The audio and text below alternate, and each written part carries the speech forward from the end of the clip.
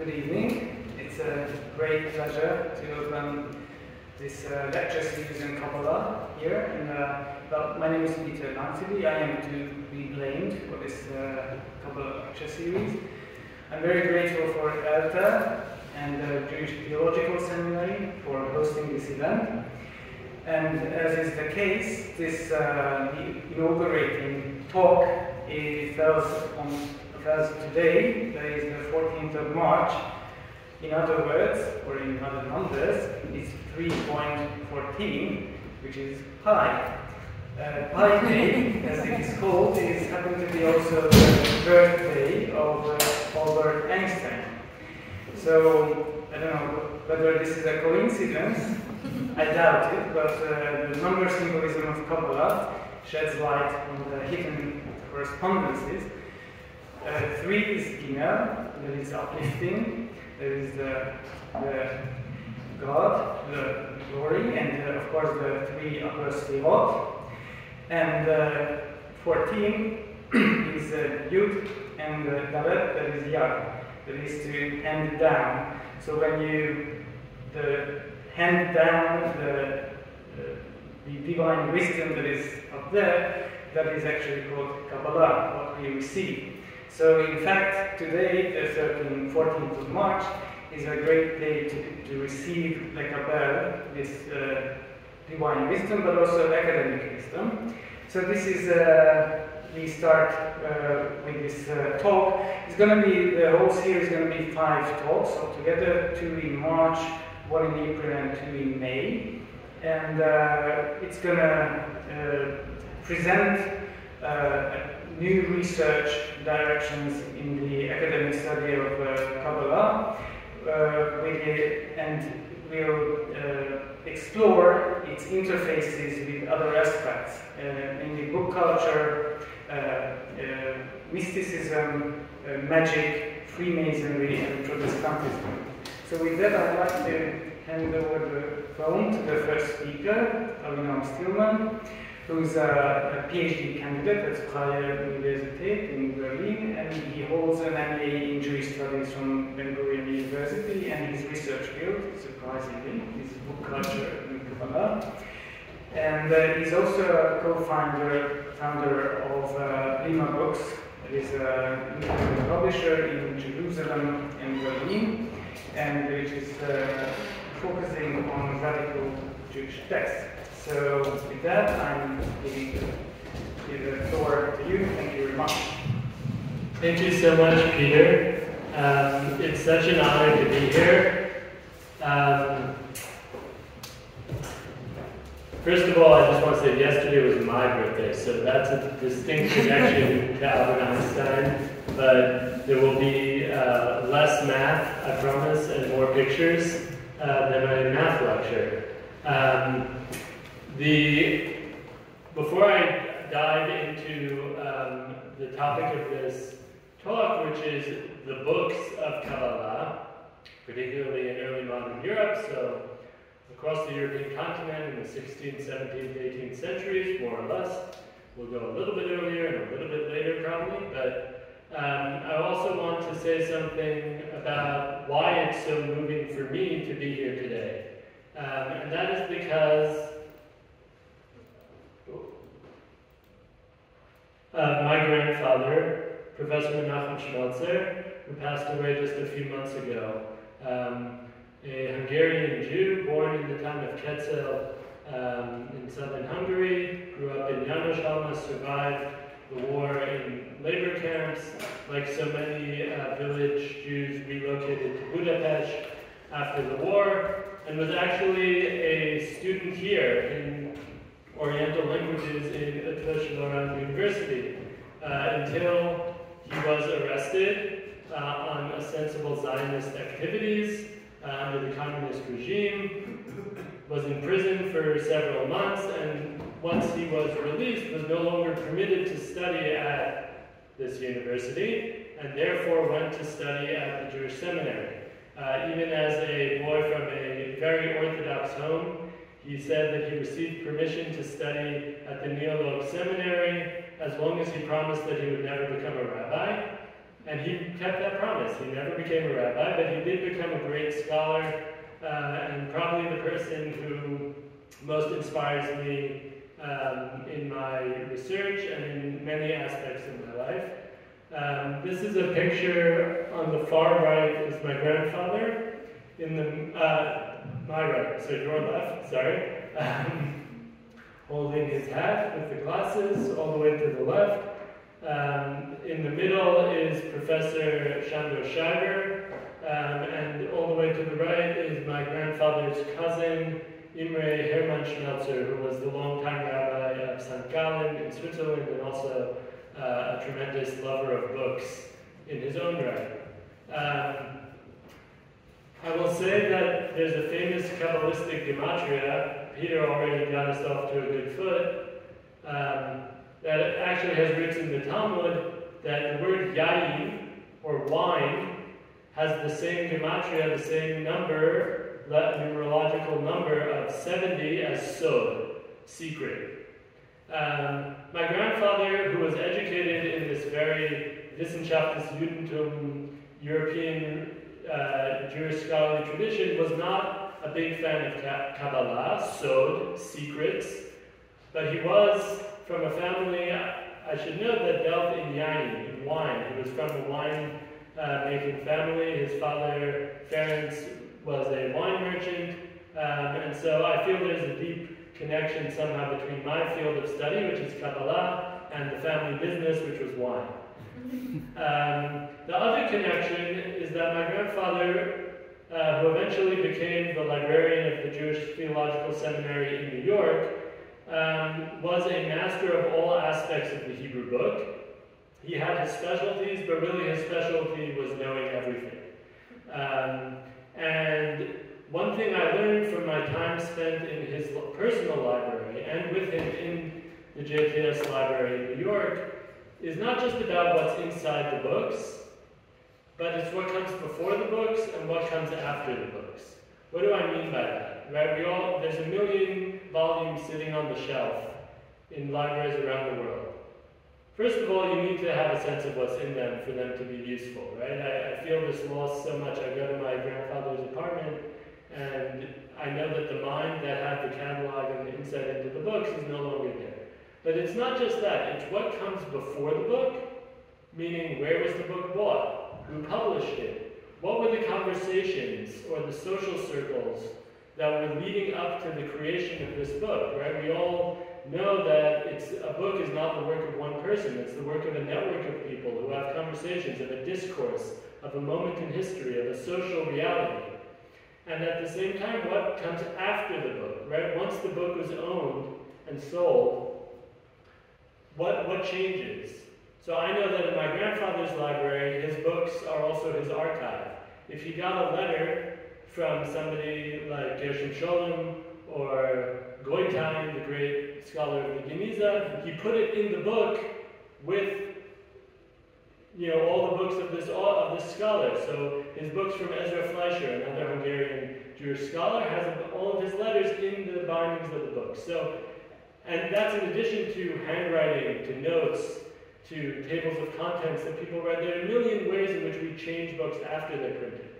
And so what I want to do today is dive into the life of books. That's why I called this lecture The Shelf Life of Kabbalah, because I want to talk about how this esoteric knowledge, and we'll talk in a second about what Kabbalah might be, or many of the things which Kabbalah can be, the way this knowledge lives through books. The books are not where Kabbalah goes to die, but books are where Kabbalah comes to life and interacts, and this knowledge, this distinct Jewish knowledge, interacts with human beings in their embodied living spaces, in material ways.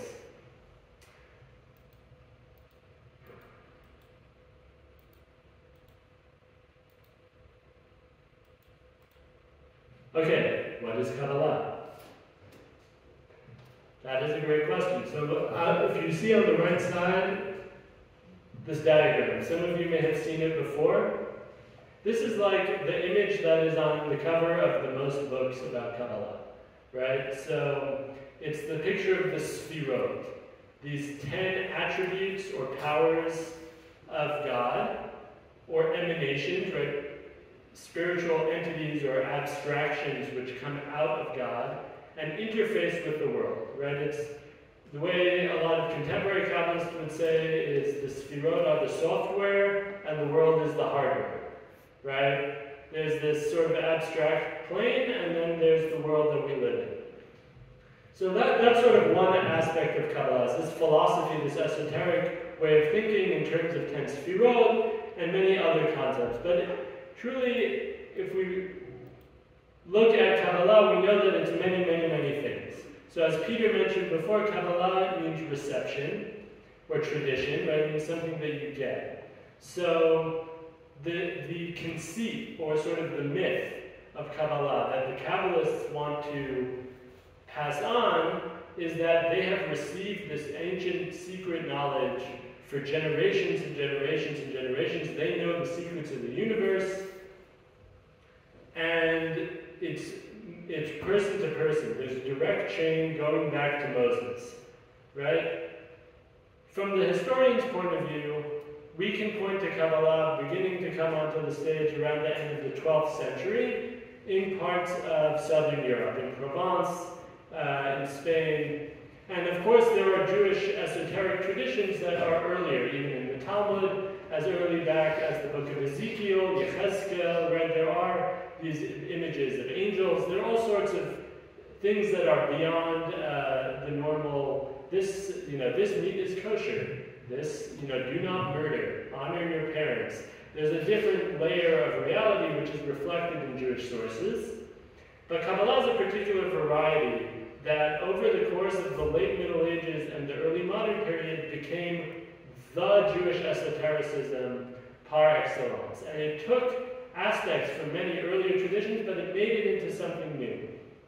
So when I say esotericism, which is a word I've said a few times, what that really just means is knowledge that is supposed to be secret, that is hidden. And we're going to talk a lot about what it means to reveal hidden knowledge by printing it, by writing it down. Right? So the greatest way to keep a secret is to tell it to no one. Right? The next best thing is to tell it to like one person, 2 people. But if you write a Facebook post or an Instagram post and you're revealing all of your secrets, right? You're like, I just wrote it down, but people didn't need to read it. Well, no, you've revealed the secret, right? So the esotericism lives in a delicate relationship with publication. What might be called, or is often called, exotericism. Then there's this definition of mysticism. I'm sure that you'll hear much more about this from Professor Hus, but this idea that something in Kabbalah is about experiences of the divine. I'll leave that as it is. There's a lot to say about mysticism as a category in the study of religion. Then there's this idea of theosophy, knowledge about God. That is really linked to the diagram in the previous slide, right? This sense of the structure of God. God is not just the infinite unknowable, but no, we can actually know things about God and the way God interacts with the world.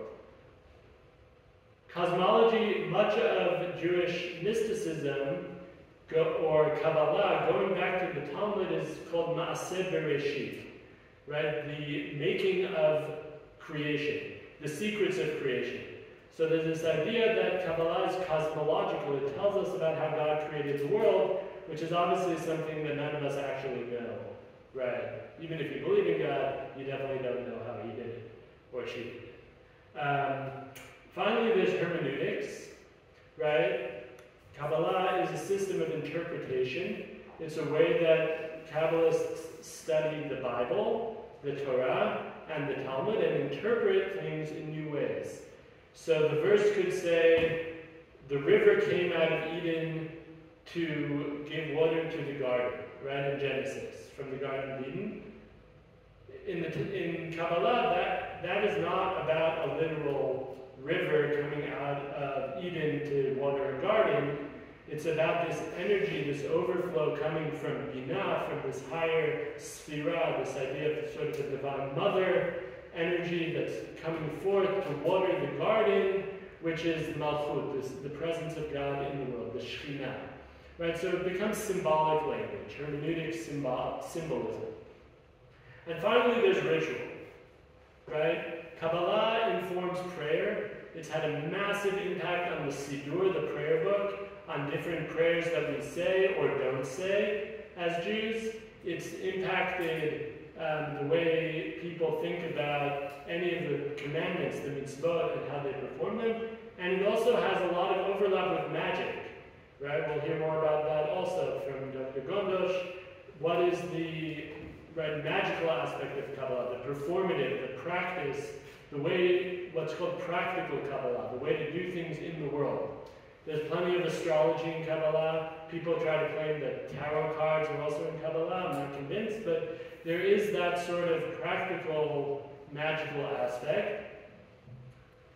And so no wonder that people like Gershom Scholem, the founder of the modern academic study of Kabbalah, sitting here on the right in his students, in his study in Jerusalem, no wonder that he had to collect all those books and spend all that time trying to understand, right? This is a multiple centuries of tradition. It's not just one thing. It's happening in Spain, it's happening in Italy, it's happening in the Ottoman Empire, it's happening in North Africa, in Poland, in Germany, in Hungary, everywhere, right? So Kabbalah is not one thing, but somehow, and this maybe is the topic of a whole different lecture, it's become the word which we use for this whole body of knowledge. The other thing that I wanted to bring home through showing this image is that the history of Kabbalah is in many ways the history of books, right? Because as historians of the past, we have almost no access to sources other than texts, right? To state the obvious. That being said, traditionally Jewish studies, perhaps in general, but Kabbalah studies has often been split into two sort of camps, and I'm generalizing here, because people do both, great scholars do both, but there have been people who have leaned on the bibliographical side, right, trying to chart how many Kabbalistic books are there, what was printed when. There actually is no complete catalog of Kabbalistic titles, even printed titles, let alone manuscripts. That doesn't exist in the world, right? So there's a lot of bibliographical book lore, book work to be done on that front. On the other hand, there's the history of ideas. So we have scholars like Moshe Idel, Elliot Wolfson, many others who have written incredibly sophisticated books about Kabbalistic ideas, connecting it with philosophy, connecting it with contemporary esoteric thought, all sorts of different approaches, trying to understand what Kabbalah is about. But those often leave aside the more nitty-gritty textual questions of like, what is this book, who printed it, where did it come from, and they belong more to the history of ideas or intellectual history. In the past few years, there has been an incredible growth of the application of methods from the history of the book to the study of Kabbalah, as a way to get a more holistic and material view of how this knowledge fits into life historically. And just to give an example of that, I want to show this very famous diagram, which it's not the 10 Sfirot, it's something else. This is Robert Darnton, one of the founders of the discipline of the history of the book, who has this idea of the communication circuit. All the letters, all the little details aren't the most important thing, but what this diagram conveys, right, already in 1982, so this is not cutting edge, but many things are cutting edge in Jewish studies, 50 years later. What this is about is what others have called the sociology of the book. Who are the people involved, right? There's intellectual influences, there's political forces, who sells the book? Who prints the book? Who, binds the book, right? Because traditionally you got sold just loose pieces of paper. You had to go to the bookbinder.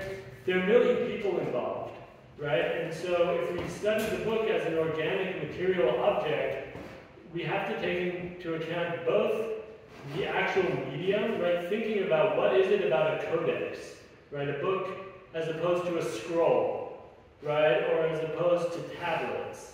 Or however many media we have for writing, what is it about a codex? What does that make possible? What types of reading does that make possible? What types of citation, the development of indexes, of tables of contents, of references, all these things made possible by the codex with page numbers and standardization, and at the same time the social life of the book.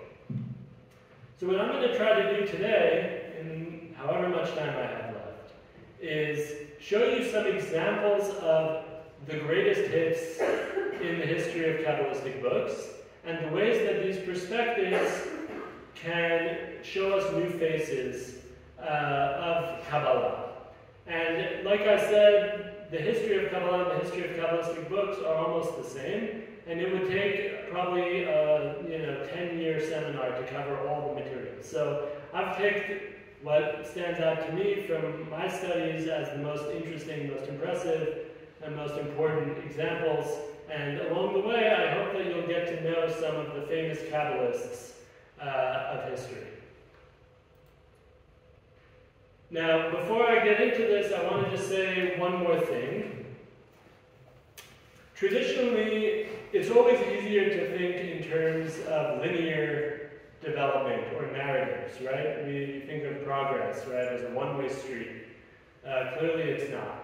And we also, as human beings, for whatever reason, often think in binaries, right? So we have orality and textuality, which are fancy, unnecessary academic words for speaking and writing, right? But we use them anyway because that's how you get tenure. But what we're talking about here is on the left side, your left, this presumed progression from speaking to writing to printing, from orality, transmission, right, me telling you a secret, to writing, me writing down the secret that I heard from you or that I told you, to printing, somebody coming along and saying, hey, I could make a lot of money if I sold these secrets and I'm going to print a book of them, with or without my permission. Maybe I've been dead for 200 years, right? That's a very linear point of view. That maps out also onto assumptions about elitism and popularism, right? So the assumption is an oral secret, something I tell, a master-student relationship, that is very secret and elite and high class, right? Only the most advanced and wealthy and important rabbis would have access to this. And then you have manuscripts, right? Today, on the book market, in the libraries, manuscripts are more precious than printed books, right? So we often project that scale of value back into the past, and we assume people always looked at manuscripts as more elite, and that printed books is more popular. That is sometimes true, but it is not always true. There were times when a written copy of a book was cheaper than a printed copy of a book, because printing takes a huge amount of technology and manpower, and a manuscript, a handwritten book, can be written by one person with ink and paper, right? So there's a scale, there's an economy of scale here that means that we have to look at every case on its own. And so instead of this linear path on the left, from orality to manuscript textuality to printed books, I want to bring us to a more dynamic view on the right, where we see that the spoken word and the written word, whether written by hand or reproduced through a machine, they're all interconnected all the time. And I'm going to try to show some examples of that as we go forward.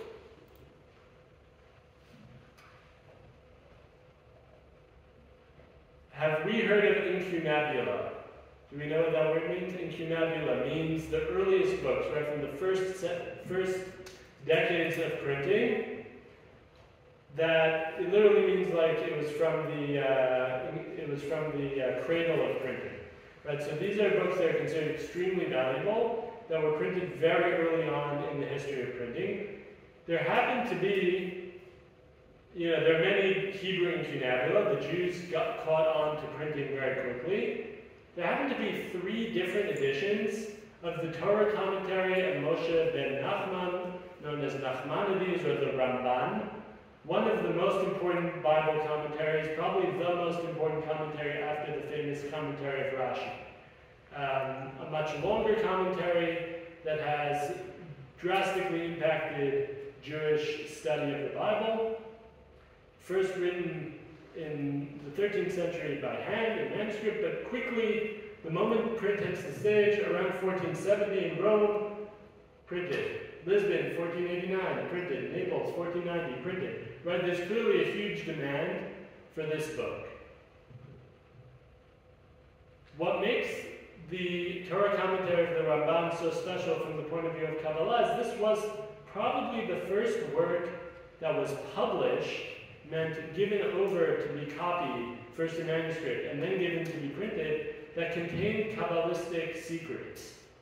And in the introduction, the Ramban, Moshe ben Nachman, says, don't worry, I wrote it in the book, but my words will not be understood except from the mouth of a wise Kabbalist, a mikubal, right, someone who has received or the tradition already, speaking into the ear of an understanding recipient, a mikabel, one who receives. Right, so it's sort of paradoxical, right? The Ramban, Nachmanides, who lived in Girona in Spain, he's saying, I wrote these things in the book, but I promise you will have no idea what they mean, unless you're part of the community of people who has access to this knowledge through oral transmission. And one way, there are many ways to read this remark, one way to read it is that the Ramban is nervous, right? He's anxious about the idea that he's revealing too many secrets, and people are going to be upset at him. And so he says, don't worry, what I wrote down is not the real secret. What I wrote down is just a hint of the secret. But the secret itself, you need to have a school, you need to have a master, you need to have a wise Kabbalist who can teach you. People immediately began to ignore the advice that he gives you, which is classic, right? He says that you'll never understand. There's a huge genre of commentaries on the secrets of the Ramban, where they give their best interpretations of the secrets, even though Nachmanides says, believe me, you won't understand. They say, well, I'm smarter than you thought. I'm not the average reader, right? And so this line, which in a way is a anti-text statement, becomes the irritation that creates a pearl, right? It just pushes a huge wave of writing that creates a huge body of Kabbalistic literature just interpreting Nachmanides. That said, in the scholarly literature, the Ramban is really the symbol of old school esoteric Kabbalah, of the idea that these secrets have to be passed on mouth to ear, and then you can't rely on anything else. The opposite of that philosophy, in the understanding of most historians of Kabbalah, is the Zohar. Now, the Zohar is probably the most famous Kabbalistic book. It's called a mystical midrash often. It's an interpretation of the verses of the Torah that takes them in a billion crazy directions, right? And doesn't obey by normal rules of logic, but follows some sort of higher mystical poetics. And the Zohar, in a sense, in the words of the great Zohar scholar Daniel Abrams, the Zohar has no author and it was never a book. Because originally the Zohar was a bunch of manuscripts written almost certainly by different people in Aramaic, circulating around the area of Castile in Spain, right? And Zohar is almost a genre. People can take on the style of the Zohar and write in it in their own way. However, it's attributed eventually to the great Talmudic sage Rabbi Shimon Bar Yochai, and by the 16th century is printed in standalone books, right? So many manuscripts, fragments, a few pamphlets here and there that contain 5-6 pages of the Zohar are put together by these editors in Italy in 2 different places around the same time, in Cremona and in Mantua, both of them working simultaneously and actually seeing each other's books as they come out of the press and competing, right? It's like live action printing. They're going at it. They see the introduction from one book. They're like, oh, that's great. I should incorporate that into my book. Then the next book comes out and they're like, oh, they stole my manuscript. I'm going to get the other one. it's a whole drama that would be a great soap opera or like Netflix series someday, right? The printing of the Zohar. Because not only is it this fight among editors, right, of printers, it actually becomes a controversy among the rabbis. For the exact reasons that we've been speaking about, the rabbis of Spain, of Italy, start arguing, was it a good thing to permit the printing of the Zohar? And they're divided up into camps, right? The Zohar should never have been printed. These secrets have been revealed. Others are like, this is the greatest thing, it's going to bring the Messiah, it's going to bring the Mashiach. Right? So there's a huge gap, and I'll just say this gap has nothing to do with whether these rabbis are Kabbalists or not. They're actually almost all Kabbalists. They all study Kabbalah, but what they debate about is whether Kabbalah should be shared through the medium of print, or whether it should only be kept in manuscript. And the reason this is important for our story is because it shows this moment, this shift. In the time of Nachmanides, the debate was, should this be transmitted orally, right, through speech, or should it be written down? By the time we reach the 16th century, everybody knows that Kabbalah has been written down in manuscripts. The question is, should Kabbalah also be printed? The fight over whether things should be transmitted orally has been lost. Things are being written down. Maybe it was never even a real thing. It might just have been rhetoric that people wanted it to be passed orally. But now the debate is about whether the Zohar should be written down. So this is Rabbi Yitzchak Dilates, who gives the haskama, the approbation, the halachic imprimatur, the signing that the Zohar should be printed, and he's debating with the people who say the Zohar shouldn't be printed, right? As for your argument that matters which are transmitted orally are not to be written down, I reply as follows. If you're correct, right, this is classic Talmudic thinking. If you said this, then I would say this if you said that, right? You got to move your finger, really, in order to understand it fully. If you are correct, why did Rabbi Shimon Bar Yochai, who supposedly wrote the Zohar, write them down in the Zohar, right, these secrets? You can't say that he wrote them down and left them in the cave, right? The story in the Talmud is that Rabbi Shimon lives in a cave hiding from Romans, so that they would never leave that place and would lie in eternal darkness. What is the difference between writing and printing? Right, which is just this amazing expression. What he's saying is, once something's been written down, there's no difference in kind between printing and handwriting. It's a difference in scale, sure. It's going to reach more people. But at the end of the day, once it's been written down at all, it's open season. You can print anything that's been written down. If it hasn't been written down, okay. It's a secret, orally transmitted. But at this point, he's saying there's no way to intellectually make a distinction between manuscript and print. That's what he's basically saying. Functionally, in the life of a book, there's no real difference between a handwritten book and a technologically reproduced book. And here comes the retort. Rabbi Yaakov Yisrael Finzi, a great Kabbalist, who was the leader of the camp against the printing of the Zohar, and he says something very simple. I do not argue that it's prohibited to put in writing. All I say is that it should be kept away from uneducated people. But just an elitist argument. What he's saying is manuscripts are controlled. And in other passages he writes about the rich men who have all these manuscripts in their homes. And if they want to let people in, they will. And if you're worthy, you can knock on the door of the richest man in Pesaro and they'll let you in and it's fine. But if you print it, it could get out.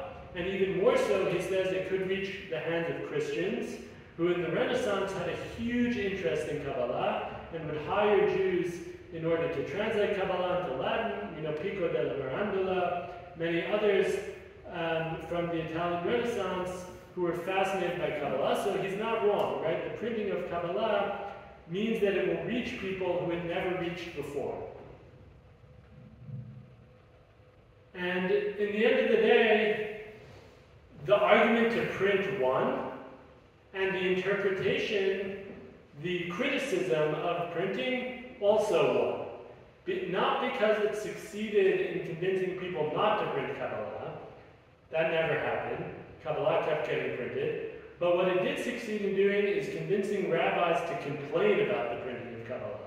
And that would continue until this very day, when people, rabbis will make use of their power to say, this never should have happened, it never should have been printed. And this is a consistent theme in the rhetoric around Kabbalah until this day. So to give you one example of that, Moshe Isserlis, one of the most important halachic authorities of the Ashkenazi world, right? So there's the Shulchan Aruch in the 16th century, written by Yosef Karo, which becomes the standard code of Jewish law, of halakha. Moshe Isserlis is sitting in Krakow. The first editions of Shulchan Aruch, which were printed, make their way to him, and he says, oh, this is a great book. All I'm going to do is write some comments on it so that my Ashkenazi friends and community can use this book, but with my edits, so that they follow the Ashkenazi halakha and not the Sephardi halakha. However, Moshe Isserlis is not just a great Talmudist and halachic thinker, he was also a great philosopher and Kabbalist, and this is less appreciated. He wrote a book called Torat HaOlah, which is this very bizarre, incredible, Baroque book that's basically a description of the temple, where everything in the temple in Jerusalem is symbolic of some concept in the creation of the world. It's a very fascinating book. In this book, he complains about the printing of Kabbalah. Right? And this is 1570, right? So we're right in the heart of the 16th century printing of Kabbalah in Italy. Italy and Poland are very closely linked in this period by trade routes and also by students who are going back and forth, Jewish students studying in Padua, studying elsewhere. So there's a real connection. We don't think of it always, but there's a deep connection between Poland and Italy in this period. And Moshe Isserlis writes as follows. Many of the common people rush to learn about Kabbalah. Right? It's like the Kabbalah center of his day. Since Kabbalistic books like the Zohar, Recanati, which is a very important Italian Kabbalistic commentary on the Torah, which incorporates a lot of material from the Zohar, you can see it over there on the left, and Sha'arei Orah, the gates of light, which is here on the right, have been printed so that every reader can look into them. Right? So he's expressing this sentiment that, books they keep getting printed and they keep revealing secrets to people who don't deserve them. This last book mentioned, Sha'arei Orah, is one of my favorite books. One of the first books I learned when I began to study Kabbalah. And it's been that way for a very long time, because Sha'arei Orah, written by a great scholar named Yosef Chikatilia, who lived in Castile and was probably part of the circle of people who wrote the Zohar. It's a guide to the 10 Sfirot. It just gives you a play-by-play. Here's the first Sfirah. These are what it means. Here's the second one. Here's the third one. All the way through. So it's a very good guide. It's also been translated into English. So if people are interested, it's relatively accessible. I don't know what Moshe Isserlis would have said about translating Kabbalah into English, but he's not here to complain. But because of its popularity, this book gets printed many times. Right? These are all the same book. Now, they're not the same book, right? They're different in subtle ways. Some have different comments, some different places. We have Mantua, Riva di Trento, Krakow, Obibach, Offenbach, and 2 different printings in Zhokva in today's Ukraine, and many more. This is just like a handful of the printings over the 16th, 17th, and into the 18th century. This book just keeps getting printed. There's commentaries added to it, there's notes added to it, and it becomes sort of the textbook through which people learn Kabbalah. And so we see that print, it's not just that manuscripts are printed and that reveals secrets. Once a book is printed, if I'm in Mantua, I print a book from a manuscript. 200 years later, I'm in Ukraine. Somehow, this book from 16th century Italy made it to my local baby drush, my local study hall. And I have access to a printing press. I can go in there, take the book out, and reprint it. They're like bootlegs, right? You can just reproduce the book based on the print. And so we have a totally different textual environment where the original people who were complaining about the printing of Kabbalah were thinking, okay, first there's a manuscript, then there's a print. But now what we have is prints feeding prints, right? And so the textual environment, the way the ecosystem, what's moving, the way knowledge is moving through media is totally different. And this works in other directions also. So here's a great example, how a book moves from manuscript to print and back to manuscript. This is a book called Pardes Rimonim, the Orchard of Pomegranates, which was written by Moshe Cordovero. Moshe Cordovero is one of the greatest Kabbalists of the city of Tzfat, right, in the Galilee. It's to this day a tourist site for Kabbalah tourism. Moshe Cordovero was one of the great commentators on the Zohar, but in Pardes Rimonim he basically did his anthology of everything you need to know about everything about Kabbalah. It's organized by topic. It's sort of an encyclopedia where he quotes extensively from earlier books, mostly in manuscript. So on the left, we see a manuscript, an early Italian manuscript held here in Budapest, part of the Kaufman collection. That is the Hakdama, the introduction to the book. There were very close connections between Tzfat and Italy, and so the works of Cordovero were very early on copied by Italian Kabbalists. Then in the middle, printing, 1592, that's within roughly 50 years, maybe a little bit less than 50 years after the book is written in manuscript. It's printed in Krakow. It may have been printed earlier, we don't know for sure, but this is the earliest one we have. And what do we see on the right? It's the same book, but it's not the same book, right? This is a hand-drawn copy of the printed shower block, the gate. Right? Why did somebody do this? This is a book that's held in Zurich in the Zentralbibliothek that was copied sometime in the early 17th century. At one point in the manuscript, in the book, there's huge amounts of marginal notes, right? So the sides of the books are full of writing. The image in the very beginning of this presentation of the Sphirot chart with all the writing on the side, that's from this book, right? So this printed book, probably written by somebody named Shabtai Horvitz. There were several very famous Kabbalists named Shabtai Horvitz. I don't know which of them it was. But the point is, this person decided that in order to have a complete copy of his book, which didn't have the title page, right? The title page got ripped out or damaged, he was going to reproduce it by hand. Right? So part of that is in order to have a complete copy. The way today, if you had a book that you really valued that maybe was missing a few pages, you might photocopy from the library or somewhere else the missing pages and fill it in. So it's in order to have a complete copy. But I think there's also an aesthetic thing going on, right? Like clearly he got really into it. He didn't need to do this. And this was a way to express himself aesthetically, artistically, through this scribal art of reproducing print. And this happens really increasingly over time. We see manuscripts that if you're not really trained, you look at them and you're like, that looks like print. But it's not. But the scribe works so hard to write perfectly and to format the page like print and to create a front page, right, which even in incunabula is not a thing, right? This first page in the earliest printed books doesn't appear because they're basing themselves on manuscripts. This is an advertising device, basically, that was introduced by printers in order to sell books, and then comes back into manuscripts once the idea of the book is so bound up with print that we can't even imagine a book that doesn't have a title page, right? What would a book without a table of contents be? It's inconceivable, but that's the way books were for so long. Anyway, this is, to me, a fantastic example of the ways that manuscripts make their way into print and prints make their way into manuscripts.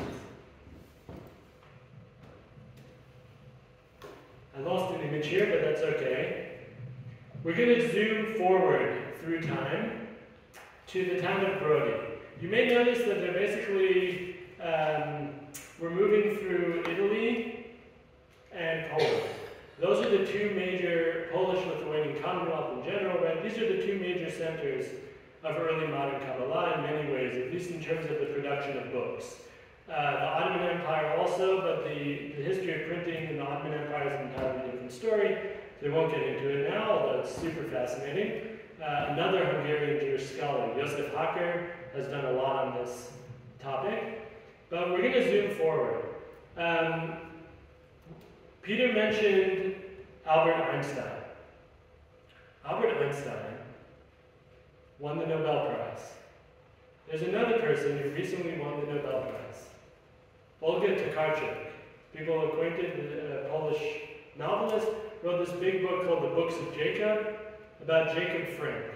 Jacob Frank, for those who haven't read the book, and I have not yet read the book, Jacob Frank was a false messiah. He was a charlatan. He was a man who convinced many, many people that he was the Messiah, had all sorts of orgies, all sorts of crazy things, became like a prince in a castle, converted to Christianity. Long story, very fascinating story. But this is, the reason I bring Jacob Frank up is that Jacob Frank is representative of the fact that increasingly, beginning in the mid-17th century, with the Sabbatean movement, Shabtai Tzvi, his predecessor, this great mystical Messiah who convinced half or maybe most of the Jewish world that he was the Mashiach.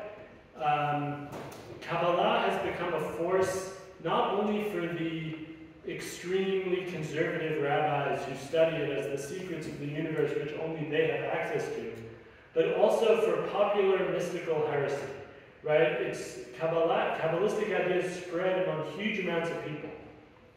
I mean, huge, whatever, it's pre-modern, it's not as huge as today. There's actually probably more people studying Kabbalah today than in the past, I would guess, just based on population.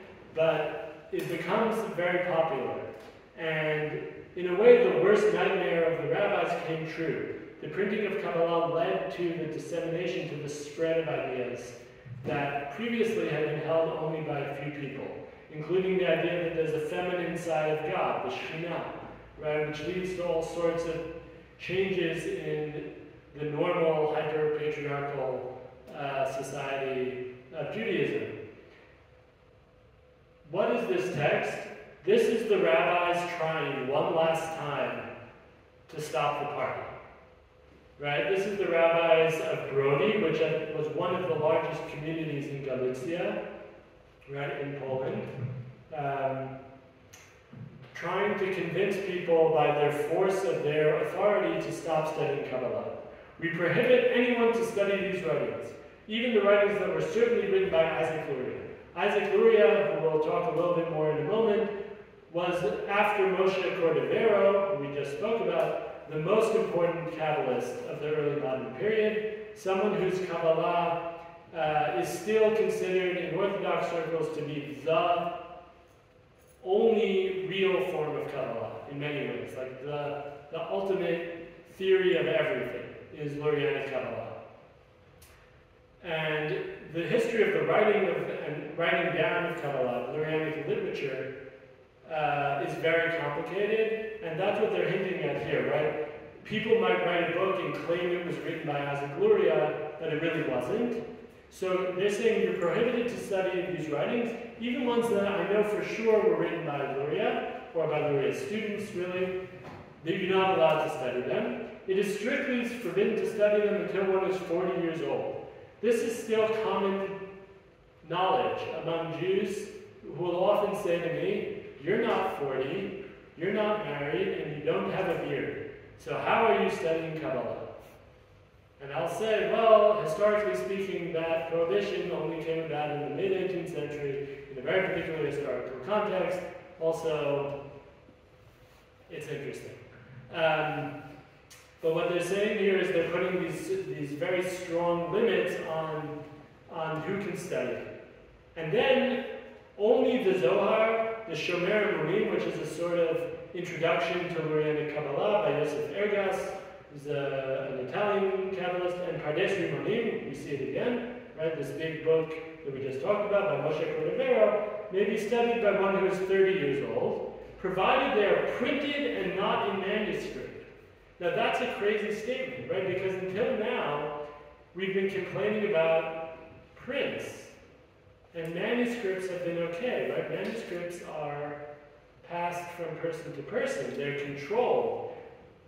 But reality has shifted, right? By the time this is being said, there's a sense that manuscripts are actually dangerous because people can write their own manuscript, and you can just write on the front page, written by Isaac Luria, right? There's no quality control. There's no system of approbations or haskamot, the way that rabbis oversaw, I wouldn't say censored, it wasn't as strong as that, but oversaw the printing of Kabbalistic books. A manuscript is actually much more democratic than a printed book, which we almost never think of it in that way, but the manuscript, because one person can do it on his own time, it suddenly can be the way that Samizdat, right, was able to transfer forbidden knowledge in a much less formal way than publishing a book, right? No publishing house is going to take your anarchist manifesto. But you can write it by hand and photocopy it and circulate it on a college campus, and you're going to reach people. That's what they're talking about here. The manuscript has become a tool for the underdog, for the oppressed, for the people who are not in power, who are, in this case, heretics, whereas print is control. Now, I don't want to print the rabbis in such a negative light, and so I want to show us the next source. Oh, that was the image of the big shul of Brody, which was meant to convey how powerful these rabbis were, because they had this big shul. You get the image. Now, the Brody community is particularly interesting because Brody was home to the most famous klois in Jewish history.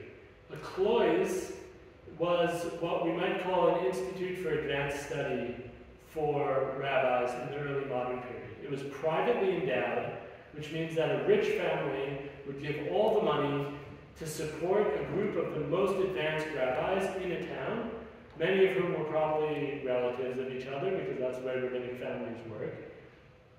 And these people would study at a much higher level than the regular Beit Midrash, right, where children might learn on a very low level in the cheder, then you would have a Beit Midrash where people were a little more advanced would learn, but this is like the PhD or postdoc of rabbinic studies, was the klois. And in fact, there were levels in rabbinic education. You became a chaver, which was a lower level than becoming a rabbi. It's like getting your MA. And then you would become a rabbi, right? Smicha, which is like getting your PhD. And this is an even higher level of study. And these were in the Brody klois, which was adjacent to the main synagogue. They studied Kabbalah, and they cultivated Kabbalistic manuscripts. So later descriptions from visitors say they had the largest library of Kabbalistic manuscripts. They had 8 big bound volumes of the writings of the Ari. We know from many people who would come to visit the klois to do research, right? It was a research institution for Kabbalists. It's sort of my dream for there to be another klois someday, but I have yet to find a rich enough person who will endow it somewhere in Ukraine, hopefully. But the Brody klois becomes the force behind printing. And this is a paradox that has bothered a lot of scholars, but it really makes perfect sense once you understand the way the relationship between print and manuscript has totally turned on its head by the 18th century. Because instead of it being like the 16th century, where manuscripts are the norm, printing is the new thing, by the 18th century, printing is the norm, and manuscripts are this underground revolutionary thing. And so that means that the rabbis of the klois are aware that there's more variation and change in manuscripts that they don't have control over. So Moshe Ostrer, from the town of Ostra, also in Ukraine, says the following in his introduction to the Eitz Chaim. Although this holy book is found among some people, Once an error has arisen, it remains, and each one adds another error. Furthermore, it is expensive, and poor people cannot easily afford to buy this holy book. Right, so this is a rabbi of an elite institution making an argument for why Kabbalistic books should be printed against manuscripts. So what is he saying? First, a word about Eitz Chaim, just to give this in perspective. Eitz Chaim, there's a beautiful copy that I got to see thanks to Balash Tamashi at the Jewish Seminary today, a beautiful copy. This is the most copied Kabbalistic book in the 17th and 18th centuries in the Ashkenazi world. It's the handbook of Lurianic Kabbalah. It's an edition of the writings of Chaim Vital, who was a very famous student of Isaac Luria, and it's brought to Europe around 1650 by a Krakow Kabbalist who was studying in Jerusalem named Meir Poppers. This is the book that everybody wants, because this is the book that they're told, if you have this, you have the secrets to the universe. Right? And it's in print, it's in manuscript, it's being copied and copied and copied. It's not for over 100 years after it's first brought to Europe and first edited that it's printed. Right? So by that time, you have hundreds of copies scattered around the continent and other places as well. And when you copy a text by hand, what happens? You make a mistake. The next person who copies it copies your mistake and adds another mistake. Right? Over time, manuscripts change. Now, I don't want to say they get worse. That's value judgment. But they change. They don't maintain what their original form was, to the degree that we can never know what their original form was. So that's what Ostrar is saying, that these books should be printed. Why? To stop the chain of transmission by hand. Because if it keeps being transmitted by hand, there's going to be more mistakes, and people could add in, a random paragraph about why Shabtai Tzvi is, the Messiah, and nobody's going to notice until it's too late. And in fact, we know that this printing of the Eitz Chaim was based on, at least ostensibly, based on the high-quality manuscripts kept in the Brody cloise. So they not only supported the printing, they provided their own manuscripts to the printers in order to bring this book to a wider audience. But to bring it to a wider audience in a controlled way, right? They wanted to have control over the book and to spread it, right? He says at the end, poor people, they can't afford this book in manuscript. If we print it, they'll be able to. This, I think, I take it at face value, and I want to be generous. They really believe that this knowledge should be accessible. And I think they had reached a point in history, they're on the eve of modernity, right? This is 1782. The Berlin Haskalah is already going. In fact, the person who printed this book, Yitzchak Satanov, was a colleague of Moses Mendelssohn. He's moving back and forth between Ukraine and Berlin.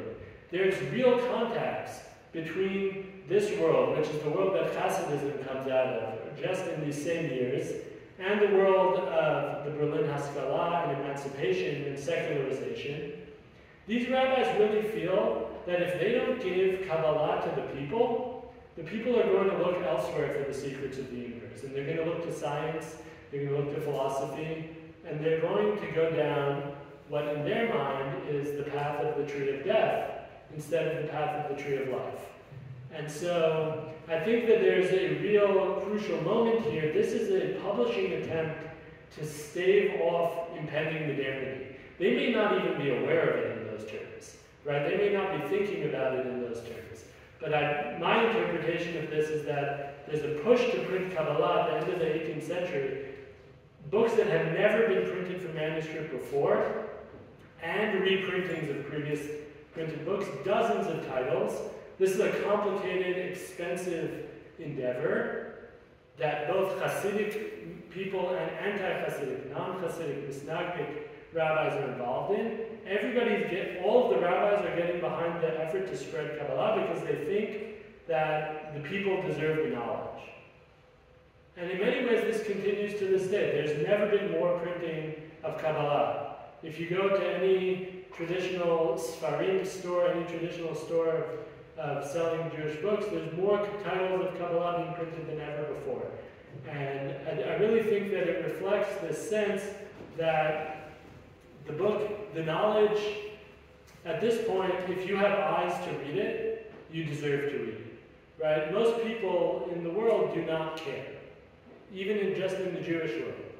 Nobody, for the most part, Kabbalah is a marginal thing, right? It's esoteric. It's not the mainstream. And so the Kabbalists now, many of them, not all of them, feel that if you have an interest in Kabbalah, you should learn it. Obviously, that's usually reserved for men, for Jewish men, but not only. There are exceptions to that, but I don't want to, totally whitewash those. Definitely, this is within a patriarchal Orthodox setting, but still, relative to where it was, it's much more democratic. And this is a process that begins, I would say, at the end of the 18th century.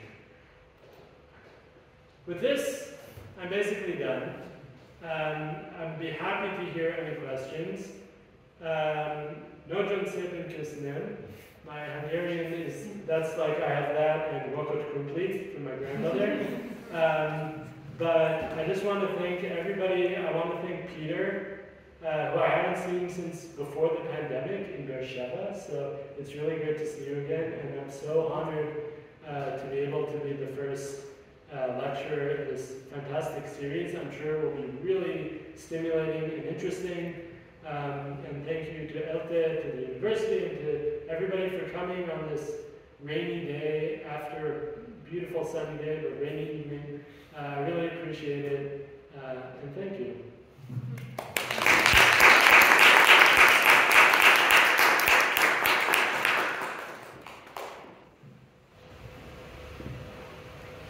Are there questions?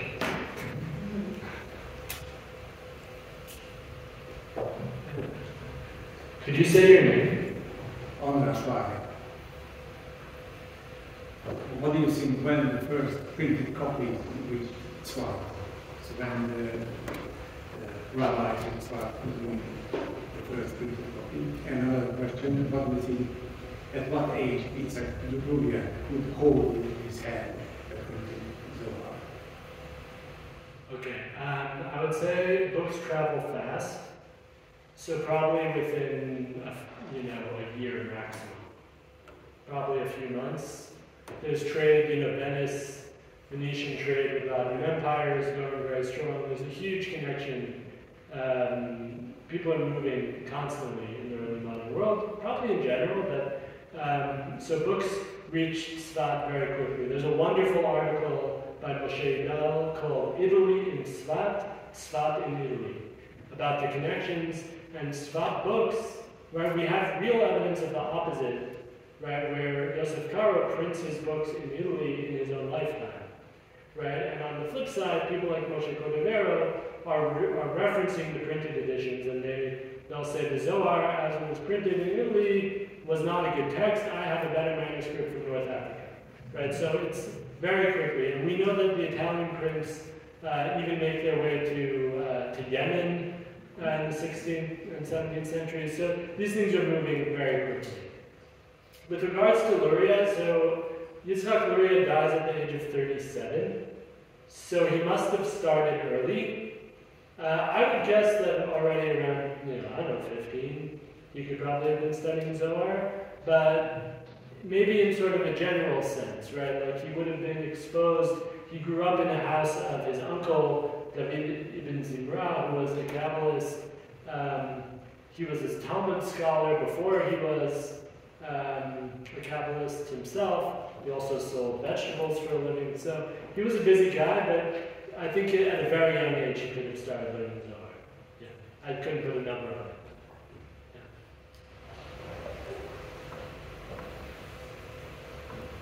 Yeah. Okay, so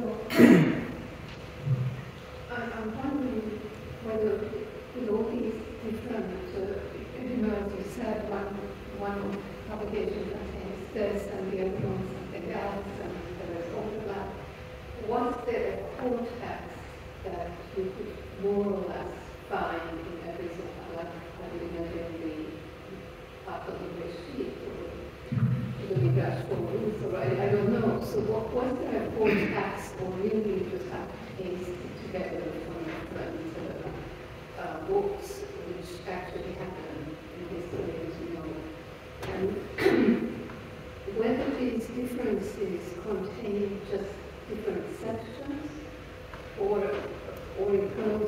Zohar and using different Aramaic or different kinds of different, way of looking at using the original Aramaic text.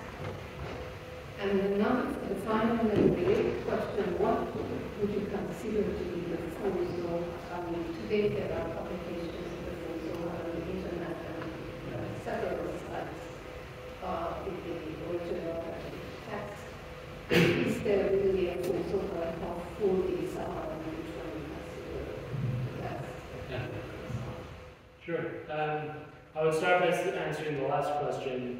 There is no full Zohar. We don't know the extent of how many things were written in this style, in this particular type of Aramaic, using this symbolic system.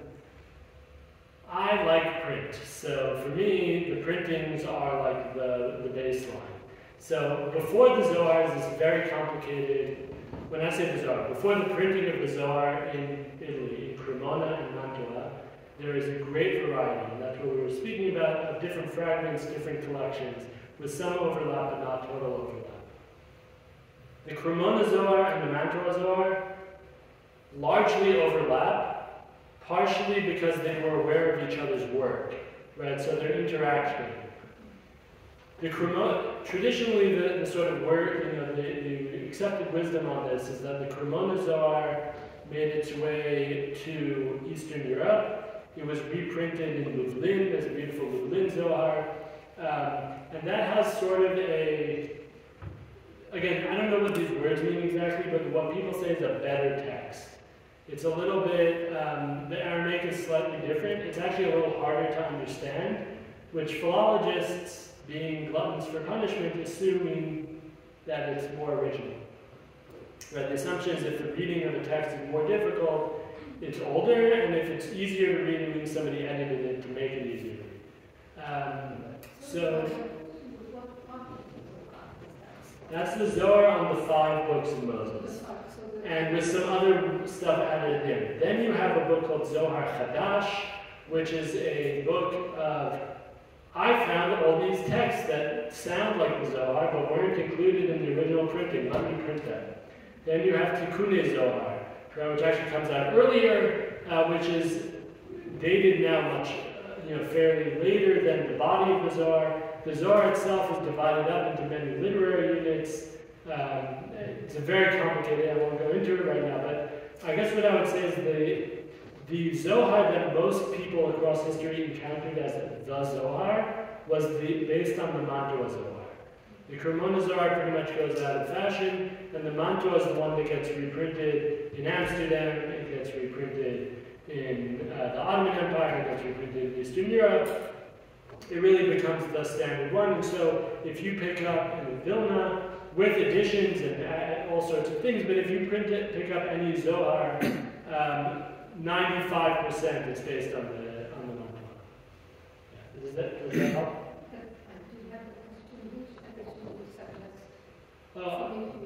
I think that there's no perfect edition. So there's a wonderful English translation of the Zohar done by Daniel Matt, published by Stanford University Press. It's called the Pritzker edition. It's got a yellow cover. It's really great. That is very good because it's based on a semi-critical text. So he worked with Israeli scholars who put together one version of what they thought the best text of the Zohar was. Other scholars who are like deeper in the world of Zohar manuscripts, like Daniel Abrams, will say, okay, but that's not a real thing. You've invented your own Zohar based on what you think the Zohar should be, but it doesn't reflect the evidence from the past. I think Abrams is right. There was no original Zohar, but we have to use something, right? So if you're going to use a Zohar, I would say the English Zohar with the Aramaic text, which you can download on the website, the Stanford University Press website, they have the originals. That's the best we have currently. Will there someday be a critical edition of the Zohar? I don't know. Yeah. Hi, my name is Anna, and I'm wondering, the translations are also available. So the books, like translated into different languages. Yeah. I'm just wondering. Yeah, so one of the weird quirks of the history of Kabbalistic books is the first Kabbalah books ever printed were not printed in Hebrew. And they were not printed in Aramaic, they were printed in Latin. And they were translations made by Christian Hebraists or converts, from Judaism to Christianity on behalf of Christian Kabbalists into Latin. So like we looked at Sha'arei, The Gates of Light. That book came out earlier in a Latin edition. So the translation of Kabbalah has been going on for a very long time, since the 16th century. It's always been debated. Traditional Kabbalists are generally offended, although in Italy there was a sort of different approach. So like there were a handful of sort of Renaissance Kabbalists who were open to conversations with Christians, who would share their texts. But the Kabbalists of Tzfat, who we spoke about, people like Luria and Cordovero, were extremely against this. They would have been very offended. And that continues to this day. I mean, there's some people, even people who consider themselves as working only for a traditional Orthodox Jewish environment, some of them translate Kabbalah into English. But for example, there's a series called Art Scroll, which many of you have probably heard of. They published their edition of Nachmanides, of the first text we looked at, right? The commentary on the Torah, and they didn't translate any of the Kabbalistic material. So for me, I'm like, that's the only part of it I wanted to read. You left out the best things. But for them, they were like, we have no right as Orthodox Jews to pretend that we understand these secrets. And they don't even, it's not even on their radar that a non-Jew would open the book. That's like inconceivable to them. Even just normal Jews who want to read in English, for them, shouldn't have access if they can't read the Hebrew. So there's a lot of gatekeeping going on. Yeah.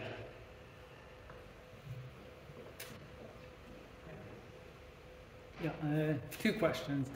To what extent did Christian Kabbalistic works, printed works, influence Jewish Kabbalistic works?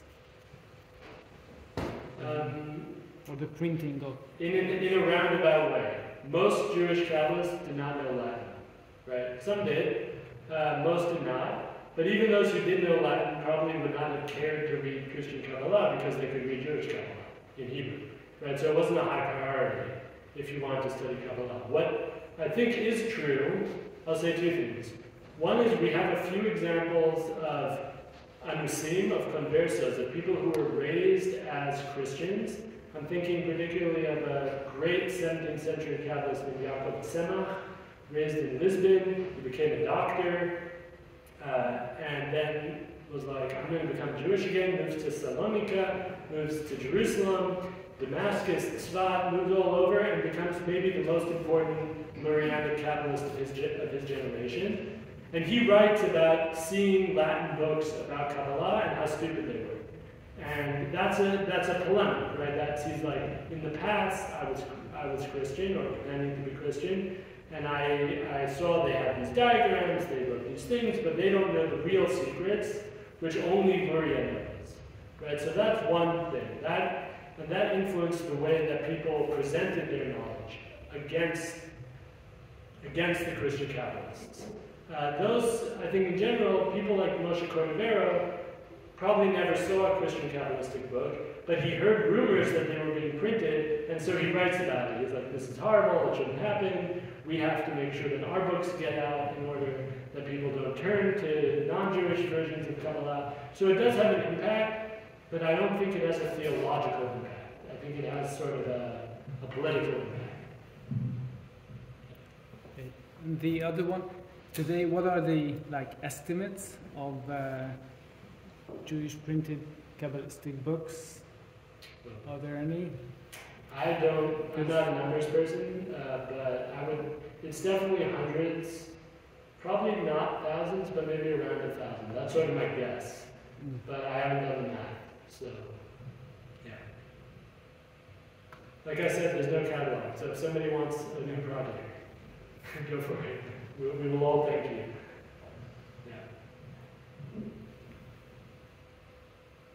Okay, well, thank you all again. And it's my hope, really, that this opened some pages and that please be in touch. Peter has my stuff. I'd be happy to get email from anybody. I love this stuff, and if anybody's curious or you have a question that you didn't feel like you could ask, don't hesitate. So thank you so much.